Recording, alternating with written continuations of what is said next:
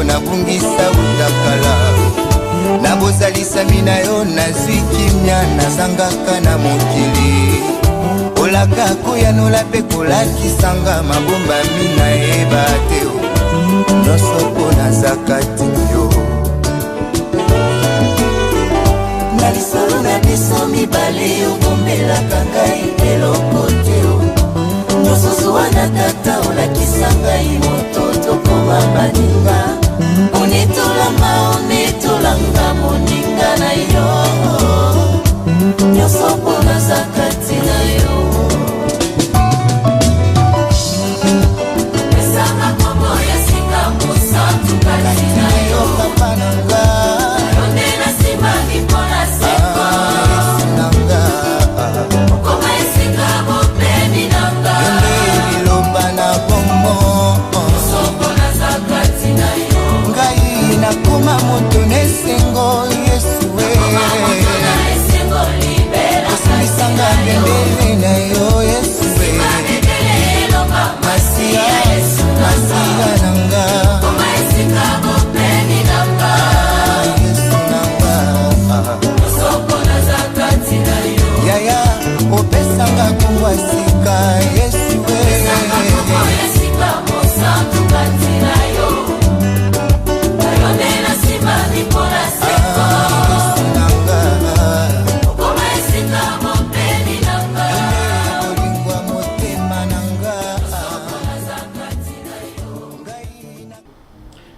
Bonjour, bonsoir. Ezo dépendre na tango yozali kolanda biso pe ici que yozali kolanda biso.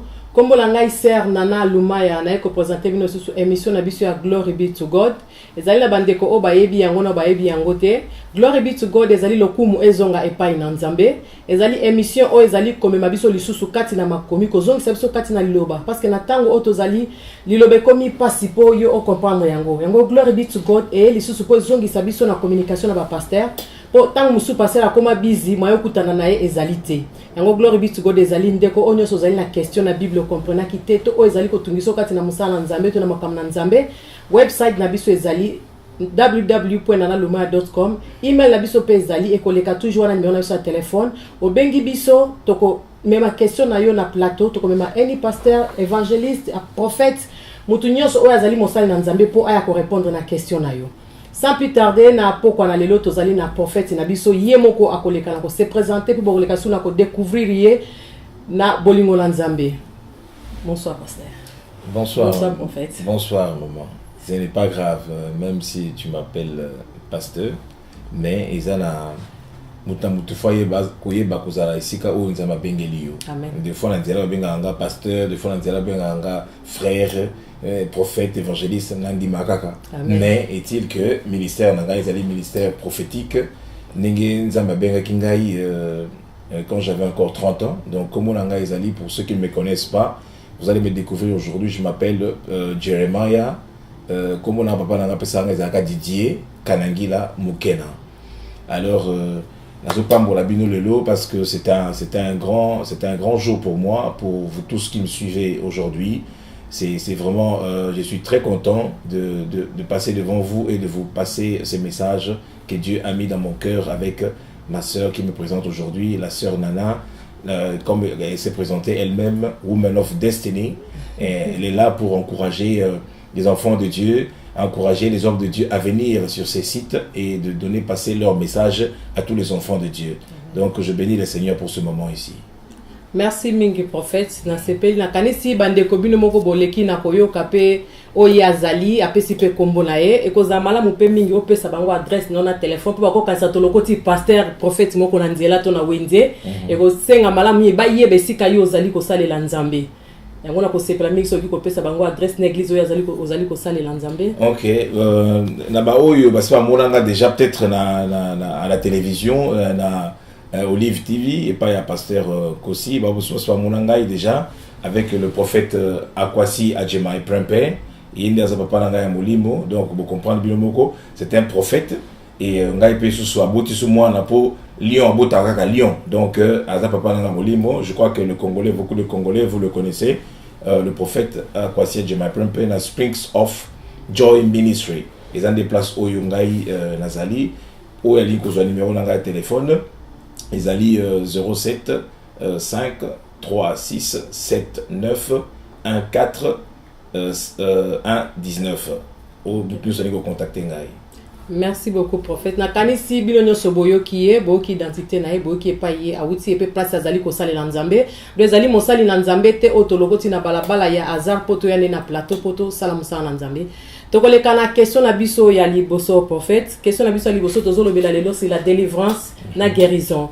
Donc délivrance na healing yango tozali na posa bandeko baza na besoin bayeba ya liboso mutuna na bango ezali délivrance elakisi nini.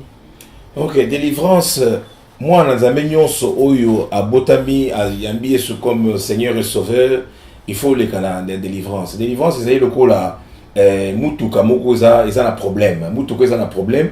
Ce qu'on connaît kosoma mutuka na yo peut-être na Mercedes et quand tu as un problème mutuka na yo et du problème, je ne pense pas que comme mutuka na yo na Mazda ou mutuka na yo n'est pas concessionnaire mususu. Tu vas emmener ta voiture et pas ya mutu oyo somaki mutuka na yo. Donc comme pas ya Mercedes pour ba bon yo mutuka no pour ba yebi ba pièce nyoso za na kata mutuka wana. Alors délivrance peut ezali ndenge wana c'est la même chose. Tant que yami Yesu comme Seigneur et Sauveur, il faut oyer pas na Nzambe oyo pour liboso obota masika ozalaki na vie moko zaki malamu te. Na vie ozaki malamu te, il y a eu des histoires oyo ekota na kati na nzoto na yo oyo Nzambe tango kelaki yo atina ko na mukili fale ozana biloko wana te. Mais tant yo na mukili sikoyo oboyi kotosa Nzambe, obimi ozana en dehors ya volonté Nzambe, ezana biloko oyo ennemi akoya kokotsa na kati na vie na yo. Tant sikoyo yambi Yesu comme Seigneur et Sauveur, il faut se que dans le processus ce qu'il faut là. Quand le bakara te que non on a né de nouveau et puis c'est fini n'a pas besoin de délivrance tété somme dans le bino boé à cause donc si quoi il faut y pas ya mukolo na il faut y pas ya mukolo nzoto o ya kela nzoto wana o yebi et le konyo so zakata nzoto wana tango yo ko ye pa na ye yesu ko ko yeba ndeli sikoyo ko sunga yo par le Saint-Esprit pour na ko banda ko longola biloko nyonso o eza malamu te na kata nzoto na parce que ko ye pa nzambe ndenge wana te donc akoyeba siko ko longola biloko nyonso ezali ko pesa nzambe le kumute na kati na bongo na yo les délivrance étape à bosto baina nyango wa no fo zongela nkolo na yo mutu akela yo. Merci prophète sikoyo délivrance donc mutu soka yambi yesu azaka ka obligé azwa délivrance de azaka toujours posséder na ba démon ngolobi tango zalaki avo yamba yesu mungu na koki kotia makamabe kati na yo donc mutu muso koki ko yamba yesu te mungu ne fwa chaka keloko kati ne fwa le kaka na délivrance parce que bible zo bana biso que non o nyoso botami na mwasi abotami na masumu to botami biso na masumu donc to ça déjà na biloko moko déjà o eza déjà na kati na biso malédiction eza déjà na kati na biso au mona moko sa mona mukie mona ya 1 année 2 ans autour est-ce que simba keloko boy non papa moi j'ai pas fait ça mais moi on a 2 ans aye koli koko ça wapi donc ça déjà azana abotami déjà na makila lokuta abotami déjà toujours il biso nyonso na bande la Bible et que nzamba pekisi Adam na Eve la Bible simba nzete o te bo simba nzete o te mais ils n'ont pas obéi à la parole de Dieu bakene ko simba nzete wana tango ba simba nzete wana Bible zo ba ke misu na bango efungwa maki misu ni yango efungwa maki po bazaki na misu bazo mona mais misu ni yango efungwa maki nde mukolo wana nde kindoke kota ina kati sa mokili mukolo wana magie kota mokili mukolo wana makamuso mabe kota ina kati na mutu yango wana soki oyepa ina nzambe soki oyambi Yesu olinga te il faut oleka na délivrance soko boyi au bana ko sa ministère na yo mais ko koma na niveau moko boye pour Satan ça très rusé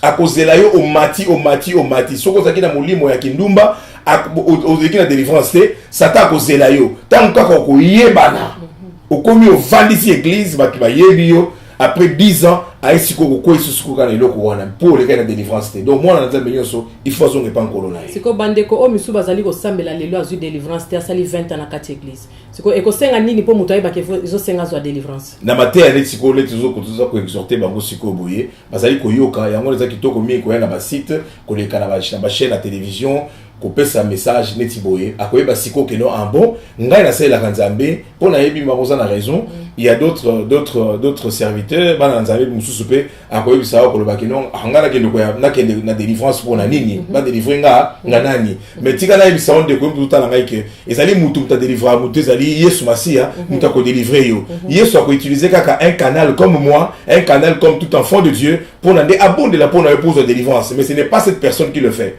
c'est le Saint-Esprit qui le fait au nom de Jésus-Christ. Amen. Donc ma message nous peut s'abouer il faut bandeko on aye bakeno na sali 20 ans aye bakeni à cause de là ennemi a très rusé à cause de là après 10 ans après 15 ans akoya ko beteka na eloko ya bale ko sala na mokili pour Satan ya na eloko yo bono sala wana ayo ko meko eloko wana ni place monaka mwana nzambe abeti sur libako sikoneti bandeko bazali ko sambela bana kati ya ignorance aibi délivrance terzono délivrance est-ce que koki ko pesa ye na bible place komami ke mwana nzambe onyo so yambi Yesu azali obligé azwa délivrance toko tanga bible par exemple dans Marc chapitre 11 tout moni la Marc chapitre 11 Yesu yemoko chapitre 11 verset 1 Marc chapitre 11 verset 1 tina verset 6 à l'Obiboui lorsqu'ils approchèrent de Jérusalem et qu'ils firent près de Béphagée et de Béthanie vers la montagne des Oliviers Jésus envoya 2 de ses disciples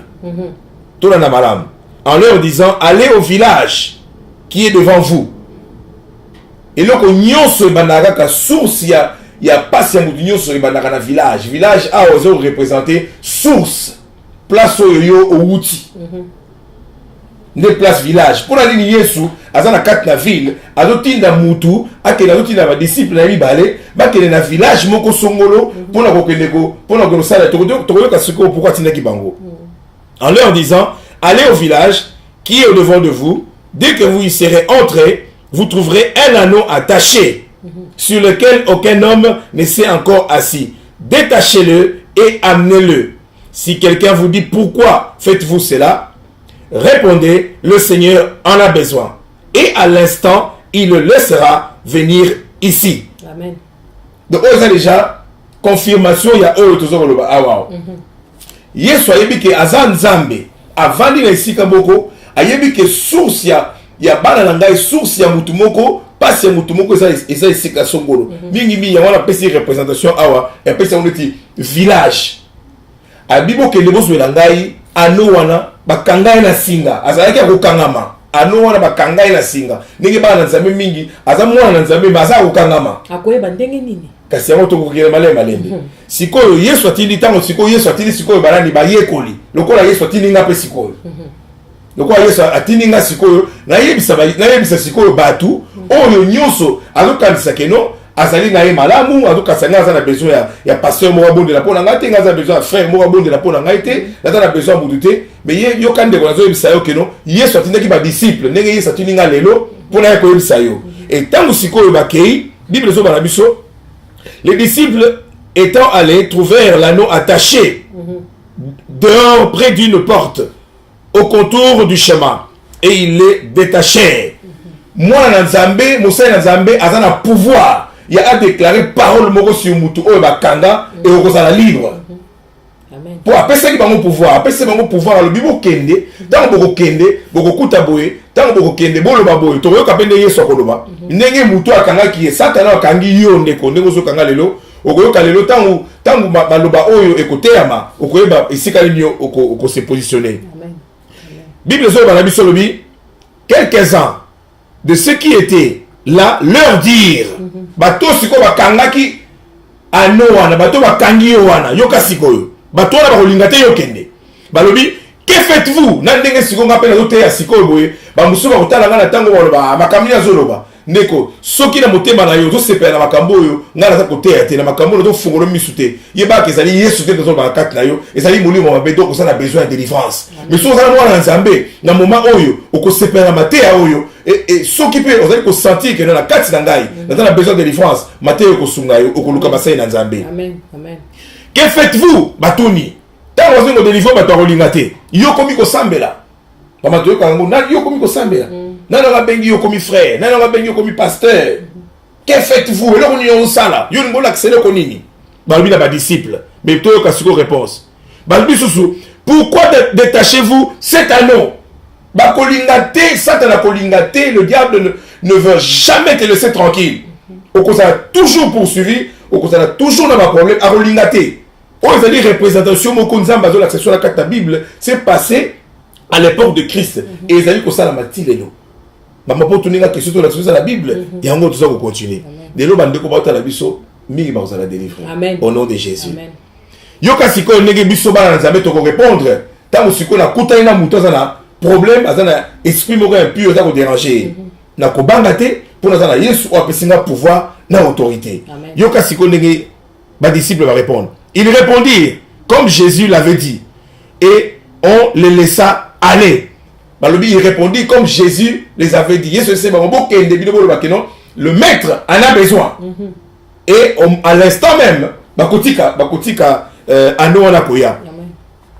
Ils amenèrent à Jésus l'anneau sur lequel ils jetèrent leurs vêtements et Jésus s'assit dessus. Neko tango yoko kangolama. Tango ngai na koya na teyo sango malamu. Na me mieux pas Yesu. Pour mission na biso alobi aller partout dans le monde entier, prêcher la bonne nouvelle du royaume des cieux. Amen. Chasser les démons, guérissez les malades, ressusciter les morts. Tant qu'on a côté à Yesu, na ya mission Yesu, na za ko mema onde epai na Yesu. Tant on a ko mema pa Yesu na ngolo na village na yo, na ngolo na source ya ba problème na yo, na mate on a côté ya lelo. Tant on a ko mema pa Yesu, Yesu akosani Yesu akovanda likolo na yo. Okovanda Yesu zampunda Yesu avanda likolo na yo, okokota na ville bakotandelo bilamba. Tant Yesu zo gloire, yo pozo gloire, ya mwana soza mwana nzambe, yebaki gloire ezali kolando pozo tambo na Yesu, bakotandelo tapis rouge. Amen. Merci prophète. Na yo kindengolobi totangi pe makomi. Thank you. Mais problème nanga ezali. Na koki kopesa témoignage na ngai. Amen. Depuis 91 na yamba Yesu. Na luka Yesu na ba prière, na luka Yesu na ba croisade, na lala na mabele, na kenda na l'église na soana ba sali na nzambe. Sikoyo 18 ans ponga na zwa délivrance. Sikoyo ba pasteur bazoteya. Bazolo bela délivrance. Nazo ke église. Nazo la la mabele, nazo le pa nzambe. Nazo mona bomo inangai ezotambola malamu te. Mais oye ko zwanga ta na koki ko pesa ngo 22 ans. Na kanisi vendredi, samedi o elekaki ya les 4 mai na kutana kino mosai na nzambe nazo délivrance na ngai. C'est que prophète okoyebisanga ko sambela nazaki ko sambela. Ezalaki na santé ou bien nazalaki ko luka nzambe malamu te eloko nini ezwaki nzambe po azwa temps aya ko sala délivrance après 22 ans. Autour question moko malamu eza tout ça la réponse mususu na kati na Bible na Luc chapitre 11. Question tournée dans Luc chapitre 11. Luc chapitre 11 verset 21. Amen. Verset 21 et lobi nini. Verset 21 à lobi bona Luc.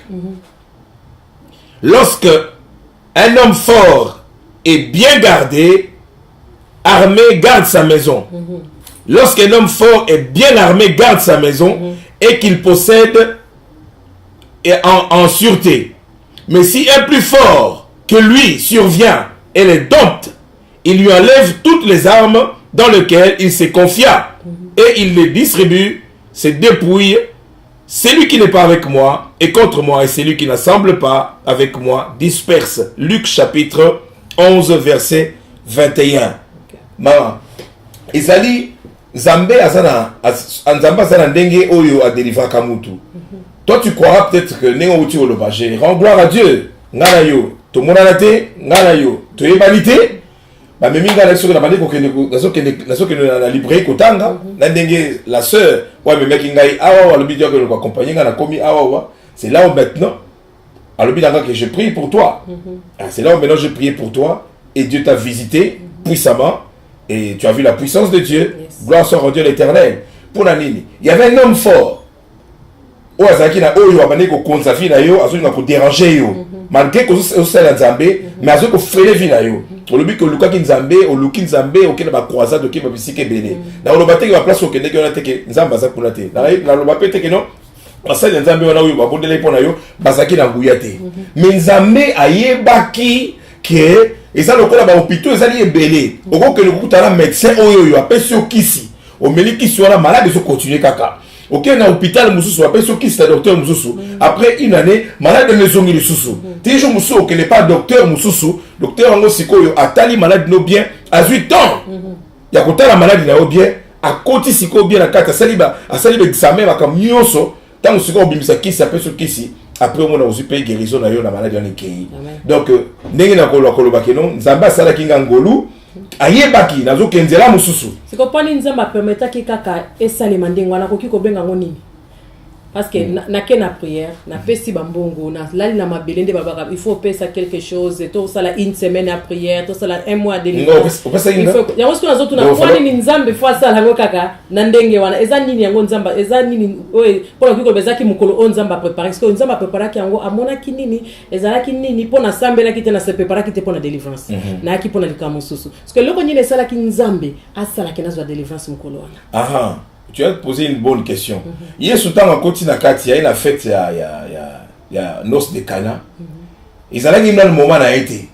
Mais maman a lobby, bossa la nyonso, à Web Sabino, vino et sili. Hier, sur la banque lobby, mon temps n'est pas encore arrivé. Donc, chaque chose, nous avons un timing là. Chaque chose a son temps. Nous avons yebi que non, et que ça a un moment où il y a un délivrer moi en anglais, et que ça en plus, nous avons un rappel mité ma abatou. Nzamba tala rappel mitema batu nzamba yebi po ayebi keno soke zali mutu songolo tano mususu akolinga kozwa gloire na likambo e pa mwana ngai alors nzamba linga kopesa gloire ne pa mutu te akotala lobité nena utolo bana lobité ke basala na basala nguya te basala ngono bango na nguya Dieu le sait mais soki nzamba tala yebi keno bango bako kozwa gloire na likambo ngo po to mona ngo mingi zali ngai soki ngai te se wana nga koma boite soki ngai te ezali ne Yesu. Ils allaient dire Yesu, nous avons utiliser un homme. Amen. Donc Dieu n'a pas voulu, si je peux le dire, que Dieu n'a pas voulu peut-être donner gloire à quelqu'un d'autre. Aïe bagi que non, si on a tiré les moutons à cause gloire, si on a tiré les oyo à cause gloire, alors on a repris beaucoup de sous, tant que oyo on a dit que oyo à cause gloire. On Nzamba permettre ça les makaka na studio na office à Women of Destiny Glory be to God. Apodi église c'est parce que le lieu comme pose la délivrance il faut qu'une église, pose la délivrance il faut qu'une croisade, pose la délivrance aucun des places bazali ko lobela makam na Nzambe. Studio na biso zali ya ba na Nzambe mais Women of Destiny Glory be to God. Nzamba permettre délivrance et ça les ma apona nini. Bible zo va na biso susu nyonso photo makam nyonso oyo. La réponse sur ça, il faut toujours toquer par rapport à l'Ubanza. Mais pour nous confirmer que ce que nous disons ne vient pas de nos pensées, mais vient de la parole de Dieu. Hier, sur côté là, Mosamalia, à ABC Mosamalia, Jean, chapitre 4, verset 23. L'heure vient et elle est déjà venue où les vrais adorateurs adorent le Père en esprit et en vérité. Car ce sont là les adorateurs que le Père demande. Dieu est esprit, il faut que ceux qui l'adorent en esprit et en vérité. Voilà, tu as tombé sur le colo. Tu as verset 20. Nos pères ont adoré sur cette montagne. Et vous dites, vous, que les lieux où il faut adorer est à Jérusalem.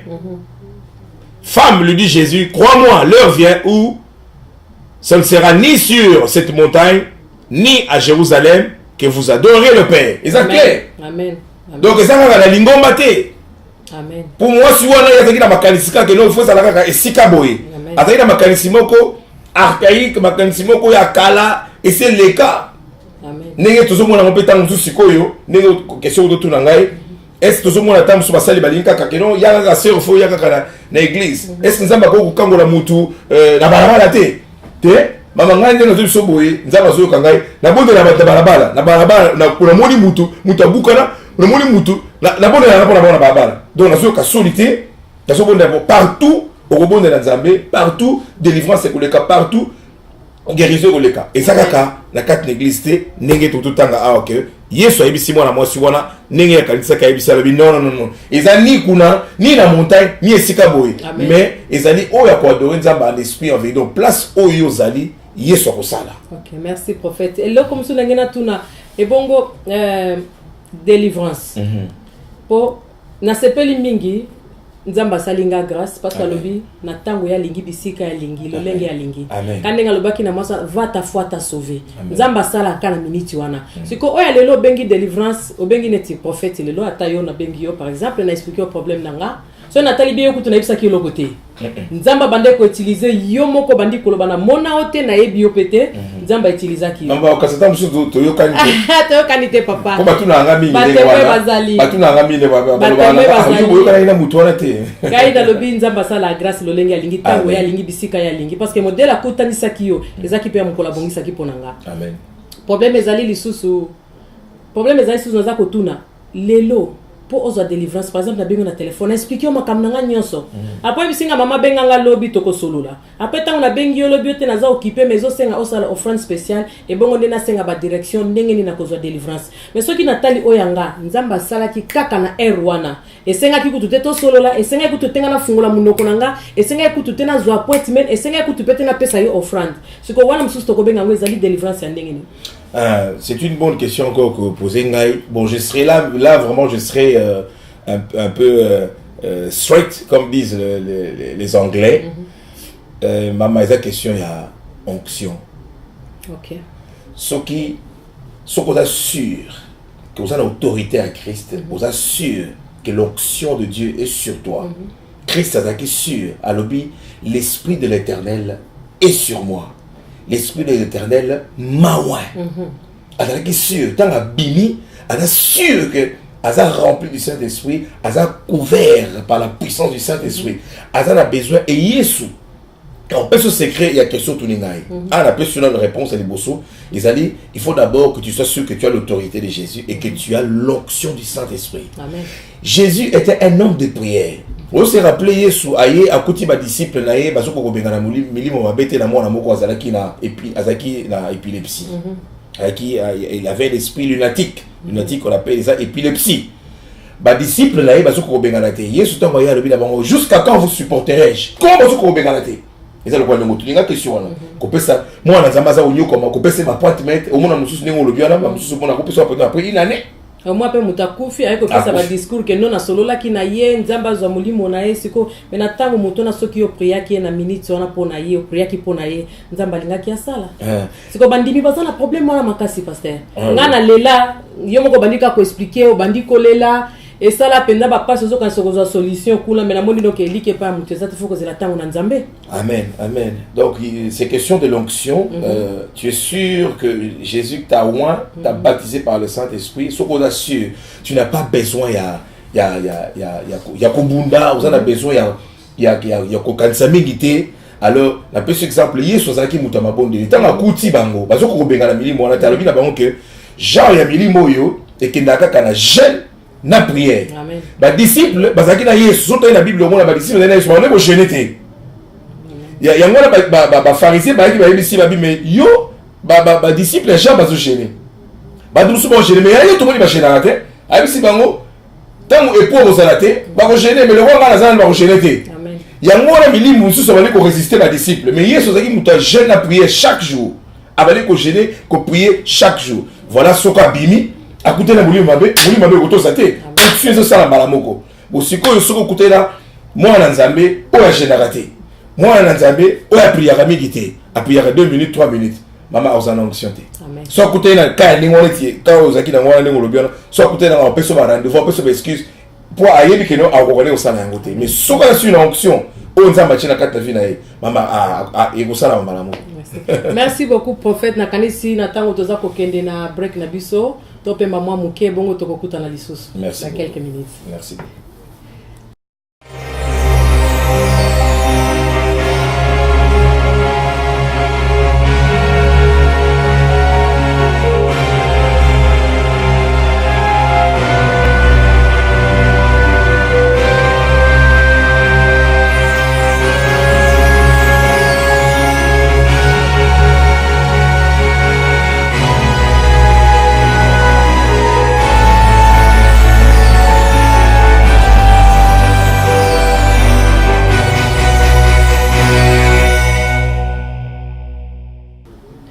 biso na isusu na kati ya Glory be to God tozo continuer toujours na kati ya émission na biso Sœur Nana toza toujours na prophète na biso na plateau siko tolingi to belobela healing guérison donc prophète tozongi lisusu na break na kanisi bandeko bakozala na esengo mingi po na kanisi ba comprendre déjà délivrance et la kisinini mais na mikolo ko ya ndeko oya comprendre délivrance te besoin na question mususu na o prophète à répondre biso awa oza certifié na ngote oza toujours obligé à kokomela biso oza welcome anytime okomela biso na www.destinywomenofyahoo.co.uk yango email na biso website pezali téléphone pezali pasteur to comme ce na thème na biso ya mibale guérison guérison et la kisinini guérison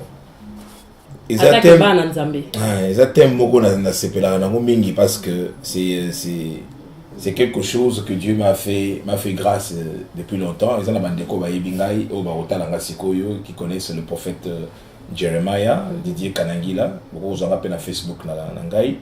O ba yebinga ba yebi comment est-ce que Dieu m'a fait grâce et le Saint-Esprit m'a fait grâce la guérison. Je vais expliquer, je serai bref. Guérison n'est pas moi, Nzambe, Yesozo Banabiso, Esaïe, Tokobandana, Esaïe chapitre 53. Esaïe chapitre 53, ils ont fait Biso, picture clear, il y a ma guérison, la délivrance. Et le bien Nabiso Bona, Esaïe chapitre 53. Tobani na verset 5. Mais il était blessé pour nos péchés, brisé pour nos iniquités. Le châtiment qui nous donne la paix est tombé sur lui. Et c'est par ses meurtrissures que nous sommes guéris. Donc, maman, normalement, tu peux tomber malade. Pour le but que ameni nyonso, Yesu amemaki Esaïe le prophète prophétise déjà avant que Jésus vienne sur la terre. Alors prophétiser les déjà que moi Nzambe akoya la mokili, tanga akoya akomema masumu ya mokili mobimba. Pour nazo ka mikolo, ono Yesu azali Nzambe ya mindele, azali Nzambe ya batu mwindu tete. Akomema masumu ya mokili mobimba, na ya batu mwindu, na ya ba juif, na ya ba chinois, ya batu nyonso. Donc, guérison, ils allaient pour la oignon sont habillés comme Seigneur et Sauveur. N'est-ce pas Koloba? Maladie ekoti, kindoki ekoti, milimo mabe ekoti, bakama mabe kindoki, kindumba moyibi lokuta ekota ki na dana Eve, na maladie ekokota, sata enango. Pour Bible zo ba biso que non, azaï na kanda makasi. Aïe na kanda makasi parce qu'il sait qu'il lui reste encore peu de temps. Donc on a peu de temps là à kolinga ko détruire. Alors eloko mingi oye a détruire ça batu et ça maladie. Alors la maladie on a siko babi ki yeso même ki malade na biso. Tango aye na ekulusu a memi lisumu ya mwana na mutu nyonso na mokili a memi maladie. Tango yo ya bi Yesu comme Seigneur et Sauveur, normalement tu ne dois plus tomber malade. C'est pourquoi les lobes tozo ya maïs mais tozo ko ya maladie la qui c'est. Aha.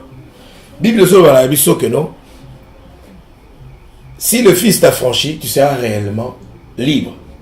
Bible dit que si le Fils vraiment franchi, tu seras réellement libre. Mukolomoko na fana kina dekolanga na mon frère avec ma belle-sœur. Tout à la télévision. Alors le Saint-Esprit a commencé à me parler. Ba mwa yebi na bangote, ba monika na fani kibia bandu bisanga lobi langa. Pona ni tango za maladie. Na oki mungongo bisinga, tango za maladie. Pourquoi vous n'avez pas de docteur? Vous n'avez pas d'hôpital pour aller. Naibisi, la zone qui s'est dit mon Nzambe naibisi. Pour yom to salaki bango. Abi nanga oui, naibi gam na salaki bango. Ngabi yango to kenda kuna, abi nanga te. Bokenda kuna pas de docteur. Pour vous en fouater na et pas langa. Pour alors bi nanga siko la kisa na Bible et sika na tina mutu pas docteur. Et ça ba monde so ba ke pas docteur ya mokili. Ba kokite ba zongi supe pananga ngai neza munganga ba ya ba minganga amen ngam na gerisaka mais bino bana na Nzambe bokena kuna pona nini alobi nanga na yebise kasi yo na tuni pe na tuni ngabi mais yo salaki bango pona nini alobi nanga na salaki ba docteur o basala mokili awa na pesa bango mayele po ba soignaka batu oyo bandimanga te ponga na linga pe batu oyo balinga batu sur mokili na ba balinganga na ba balinganga te na linga bango kaka yango na salaki ba docteur na pesa bango mayele pour pas soigner kabatu au balinga ngaité mais bino faut boya ke pana ngai yango lo na Bible batu nyonso baya ke pana nganga na gerisa bango ezalaka manque ya foi yango lo bokenda kuna na obetelo koseka nazo betela frère na beteli frère na belle-sœur na monika ka quelques minutes alobi nanga nazo ka mutu passe na mela paracetamol ka soseka ngate nga bisa manque foi abi na ndimi be na gerisa manque abi na ndimi za manque abi tie ko belete tika bonde la ponu za gerisa abi zera na mela o o na pona ngai au moins maman donc normalement biso photo belate mais ceux qui sont bela ils allaient pour toujours font la porte na to font la porte na nini na makalisa biso na kotama na biso ko banga Nzambete alors ennemi aussi en profite a yango la Bible biso ne donnez pas accès au diable. Amen. Donc si tu donnes accès à l'ennemi, il vient avec la maladie. La maladie ne vient pas de Dieu. Mon frère, ma soeur, toi qui m'écoutes maintenant, je te le dis, que tu crois en Christ ou pas, sache que la maladie ne vient pas de Dieu. La maladie, c'est démoniaque, ça vient du diable. Ennemi a quoi injecter la maladie pour déranger Vinayo, pour la muta passi, muta kolela. Mais dans un message qui toque que Jésus-Christ guérit toute maladie, Amen. Toute infirmité. Amen, amen. Thank you, prophète. Guérison, tous on a guérison les lots. Est-ce que c'est normal botia jour à guérison? Bon, là il y a ce que pour ça la Congo. Par exemple, le 20 août, tous on a jour à guérison. Wana nzambe na Bible les ali pe verset o ekomami ke bazé ko tia pe tableau na ba publicité que jour à guérison boya bobongama. Bon, Yesu à la kibiso angondengo wana te Yesu bane ko guérir mikolo nyonso. Mama soki osana onction. Tu as l'onction du Saint-Esprit sur toi. Tu ne vas pas dire ce sera seulement demain, ce sera après-demain ou ce sera dans 4 jours. Et que ça la hernia sur kutara mutasa un problème, tu pries pour la personne. Amen. Tout le monde y a dans Matthieu chapitre 4 verset 23. Yo kanti mama, tu crois vraiment que ma soeur, la renommée de Jésus-Christ c'est elle qui peut aller.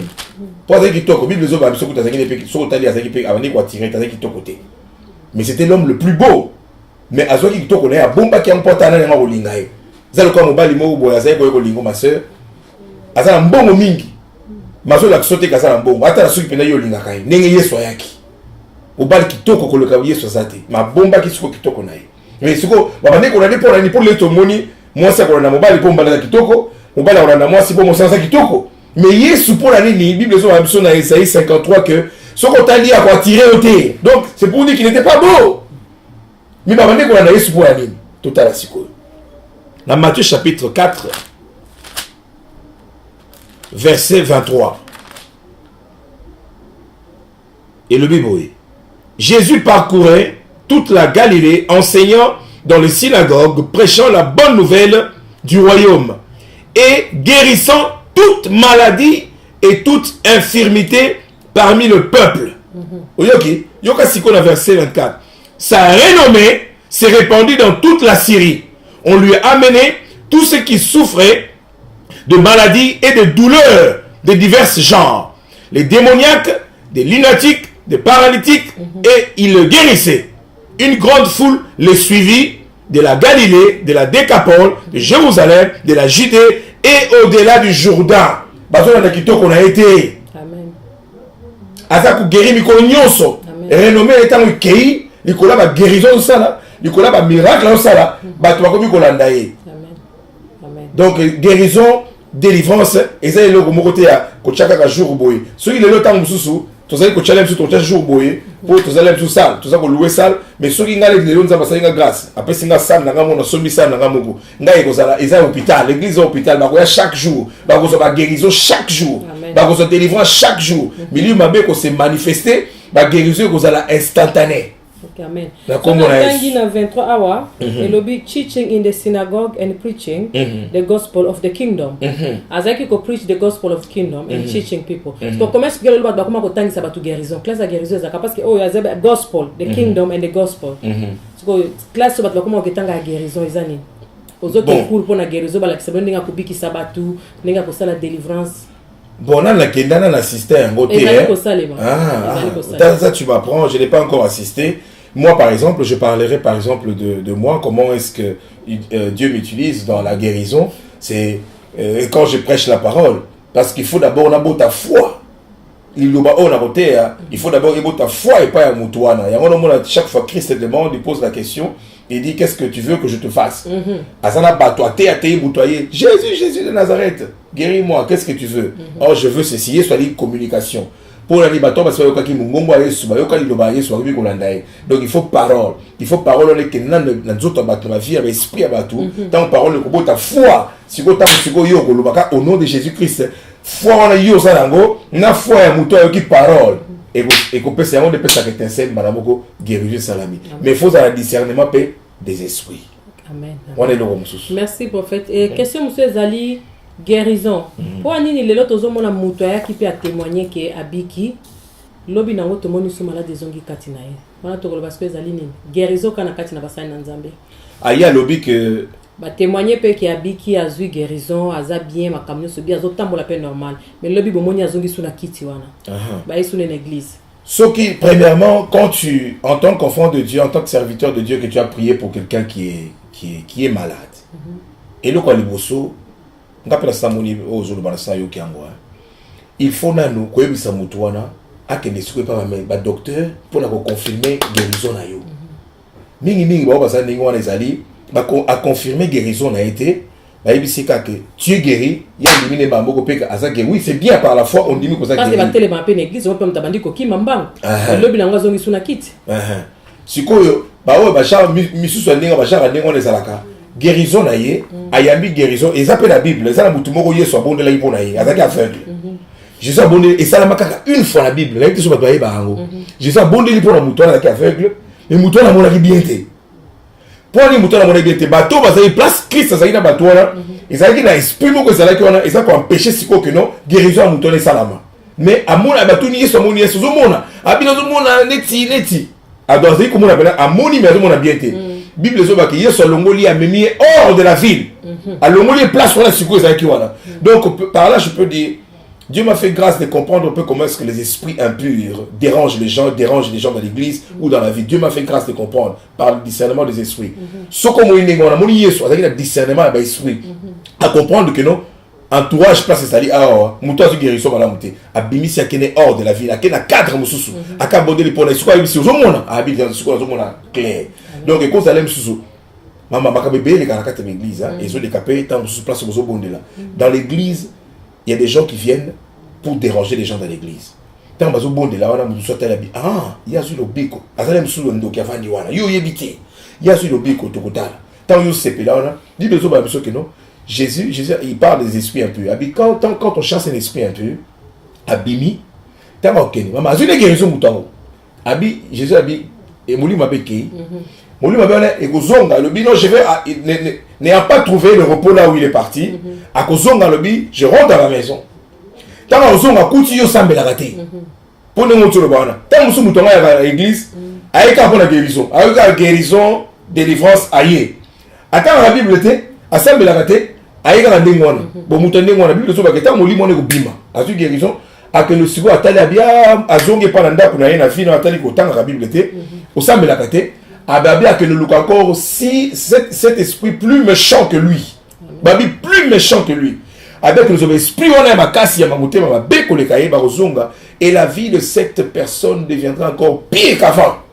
Il y a un moment mususu sans guérison il faut savoir conserver ta guérison, il faut savoir conserver ta délivrance. Zala suko na mabondeli. Zala mutuzo banga nzambe pour pesa accès à la diable te.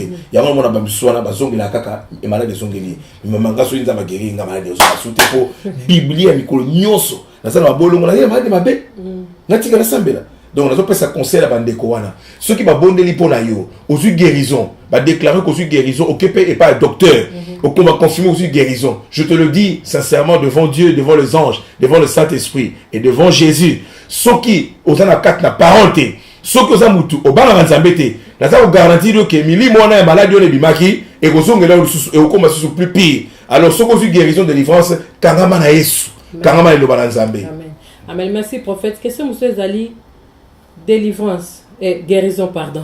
Guérison mutabi kaka na molimo mosantu makila Yesu sopana kina Golgotha ou bien kombo ya Yesu mutebi kisaka ou bien kondima ya mutebi kisaka ou bien liloba na nzambe mutebi kisaka nyonso wana utangi bi kisaka mais c'est ça la kombo ya Yesu sur la question de la Bible au moment de la Bible Jésus lui-même il déclare il dit si c'est par le doigt de Dieu que je chasse les démons parce que Jésus a rebatté que ngazo pe na démon na kombo na ngai donc yemo aza nguya alors si c'est par la place nous sommes si c'est par le Saint-Esprit que je chasse les démons et que je guéris les malades, c'est qu'alors le royaume de Dieu est alors venu au milieu de vous. Donc à la section du bossu, à la section que non, il y a des kobengana la kombo nzambe. Amen. Si quand on comme la tour na biso, il y a ce quoi qui a tenu le somoli mon nzambe, alors bien la biso que non, boko bengana mili mon kombo na ngai. Si quand on biso so bengana mili mon kombo ya Yesu. Si comme vous avez ça là, toutes les questions qui toquent, on dit mettez votre question. Parce que beaucoup de gens, ma soeur, je te dis, beaucoup de gens ne connaissent pas qui est le Saint-Esprit.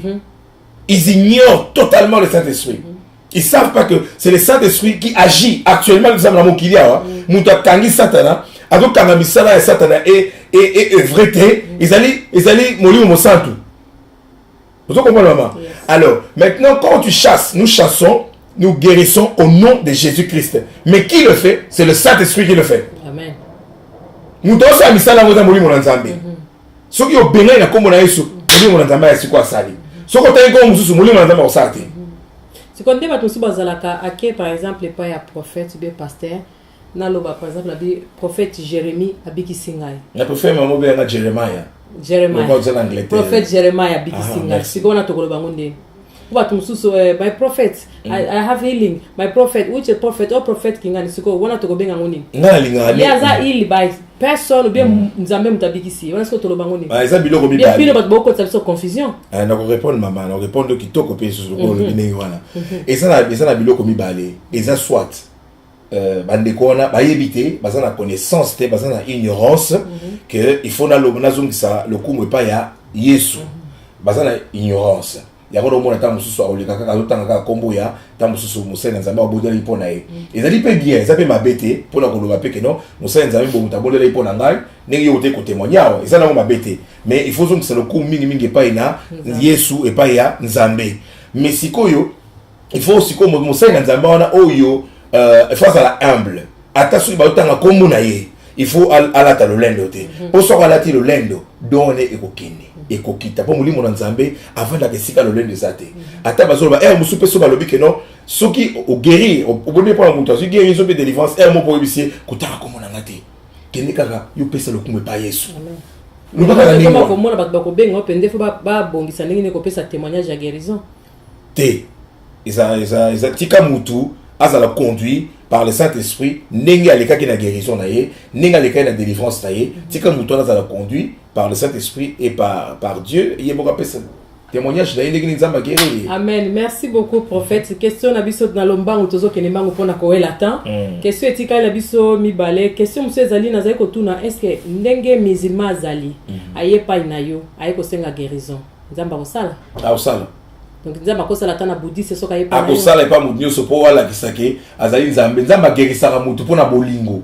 A guérisaka te ka poza chrétien. Mais na lobité que boye po boya ko yamba Yesu que Yesu a guéri yo te. Pour guérir na yo mais so ko yamba Yesu so kufi okeli felo.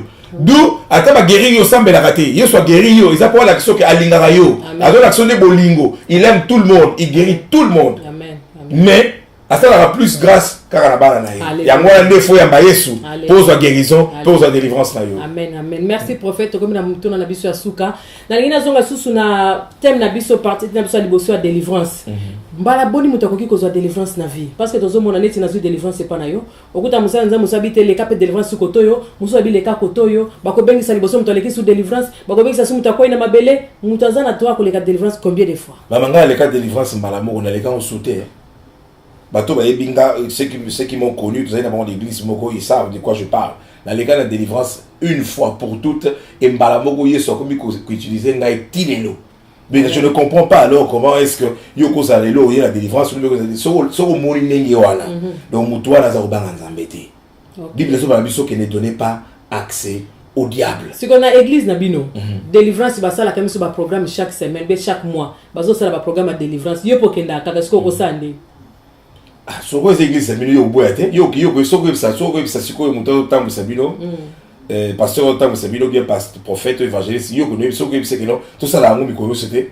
Au moins que beaucoup de un problème na papa église.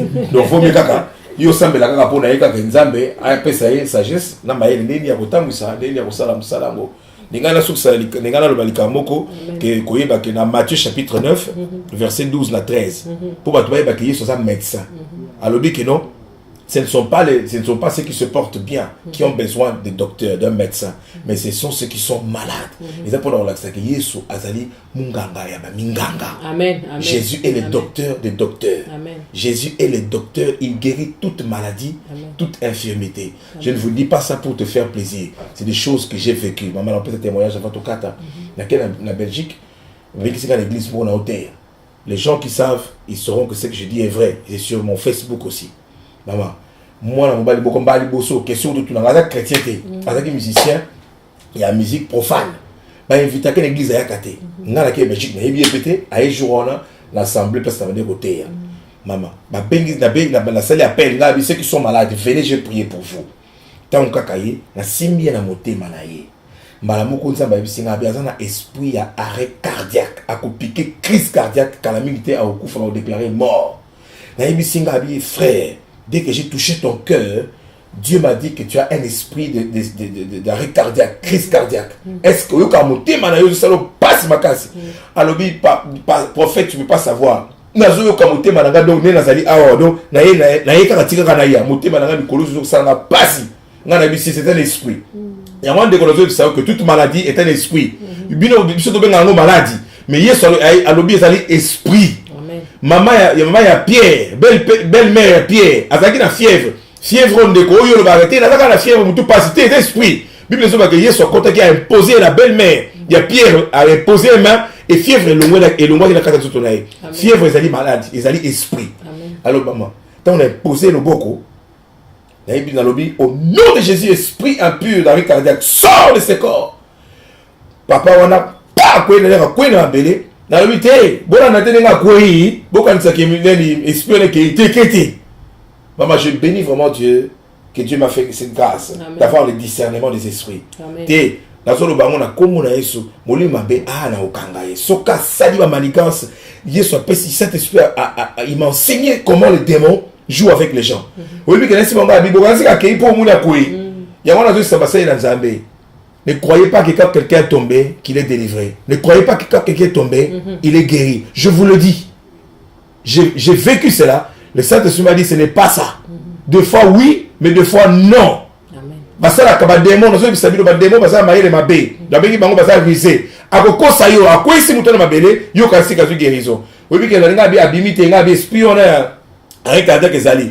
Na ebisi église mobimba, ngabi bolimbo boye basui makamnazo beza solo, ngabi botala sikoyo. Na kopesa ordre espionner se manifester. Na lobi esprit impur, d'arrêt cardiaque, manifeste-toi maintenant.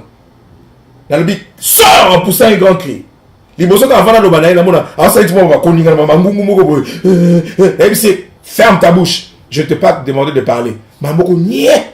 Esprit na vanier. Ngabi webi sala siko pourquoi tu vas nier? Maman pourquoi tu vas le baka? Ndenge nini baso bonde pour la mutu. Muli mabezo makata mundo toni ba bakabangote. Mais ba ils ont la carte Bible. À chaque fois que Yesu so côté sika ba esprit peu ils ont le ba qui a-t-il entre toi et nous fils de Dieu vivant? Tu es venu nous perdre avant le temps. Ba ndiko le ba. Mais esprit impur le ba la carte de mutu. Oui bi que dans le esprit on a la vie sort. Esprit on a et bêta crime moko maman tu peux pas t'imaginer. Et abima mon nom dans la soie guérison instantanée. Amen. Avec la esprit à crise cardiaque. Amen. Amen. Amen. Que Dieu soit loué. Merci beaucoup prophète pour la réponse nous sopesi biso motuna na biso ya suka pona mokona le na mission le pona keto ko yamba toujours ndenge nini to lobeli délivrance to lobeli na guérison beaucoup ya église na liboso basa na nzambe o lobi nzamba za ko la que le 3 personnes faut besoin guérison to besoin délivrance mais bato ba ili sous 5 10 20 na liboso au sambeli bango parce que yo Saint-Esprit na bisa que ça on lit des personnes bien 5 personnes ndeni se comme 10 on est ce que to benga ngoni besoin déborder pour auto sa Saint-Esprit parce que nzambe sora lobi mi balé est-ce que yo comme na 10 balé ki liboso ce que to benga ngoni bato na misu ba ko zape ka guérison mama to tika bango te OK nzamba lobi na benga misa tu na peut se passer exemple moko na zaki na campagne moko na bi mutu moko azali awa azana sida HIV ndeko ko banga te na zo yebisa yo sida ezali esprit impur Yesu azana nguya sur sida Jésus a la puissance de te guérir ko banga te mutu azana sida ko banga te mutu azana cancer ezali esprit mama na lobi mutu moko azali awa azana HIV abima sikoyo awa to kobondela pona ye akozwa guérison instantanée mama mutu abima te mutu moko tabima azalaki wana na katasa aboya kobima un mois après na vanda ba ko benga ngana ndako kokoko nini mutu moko bia un mois ba mutu moko basana maladie incurable na campagne moko boye mutu ngazo benga ya ko nutalai na ke boye na moni mo mbala na mbetu na bisinga bi azaki nde yo zaki yo ngai obima ite point abine ko isona linga ba ba teki ngai na sana maladie na za buku na mabe na be siko ha ko hospital ba miso ba ko yeba o boni la pona ngai na zo guérison na bisie ngana magicien te na bisie ngai na zanganga te Yesu lo bisoko yokinga soni ngape na koyoka yo soni mais na ko boni la pona nzamba sala yo ngolu amen amen amen tu comprends maman donc il y a de ces gens Dieu peut te dire 3 personnes mokolo a guéri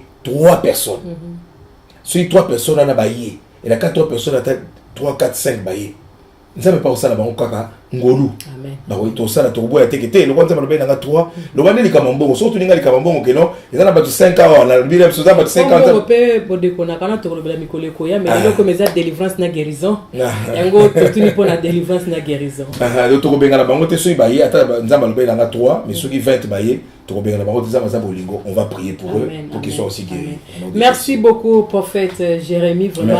Jeremiah de penza a pambola penza pona comme mais supplice na kata women of destiny glory be to God. Et puis qu'on allait sengo mingi parce que bande ko ebele bazali ko comprendre délivrance te na guérison et ko sunga bango mingi. On yo azali na besoin ya prière ou besoin na besoin ya question pour la délivrance na guérison. Prophète Jeremiah azali wana numéro na eba détail nenyo so ekoleka okoki ko benga ye akotia pe na email na so kokoki komela ye.